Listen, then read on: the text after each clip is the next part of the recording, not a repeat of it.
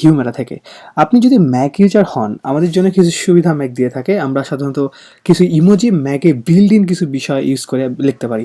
আমাদের অনেক সময় অনেক লেখাতে ইমোজি দেওয়ার ইচ্ছা জাগে। একটা লেখাতে আমরা যদি ইমোজি দেই, লেখার জীবন্ত হয়ে ওঠে। কারণ লেখাটা একটা হ্যাপিনেস ভাইব যদি থাকে, আমরা একটা হ্যাপি ইমোজি দিলে লেখাটা একটা হ্যাপিনেস ভাইব জীবন্ত একটা লেখা হয়ে ওঠে।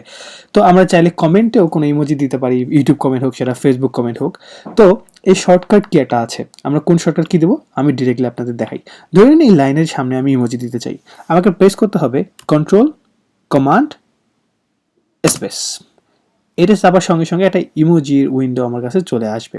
আমি যদি কোনো ইমোজি নাম অলরেডি জানি, তো ওটাকে আমি যদি সার্চ করি স্মাইল, সো ওটা চলে আসবে। সো যাহা ইচ্ছা আমি যে ধরনের ইচ্ছা ইমোজি এখান থেকে নিতে পারবো। ধরে নিন আমি একটা লাভিং ইমোজি এখানে দিলাম, হাসতেছে, সো চলে আসলো আমার হাস্যকর ইমোজি। সো এখানেই শুধু না, এটা একদম কাজ করবে আমাদের ফেসবুক কমেন্টের ক্ষেত্রেও।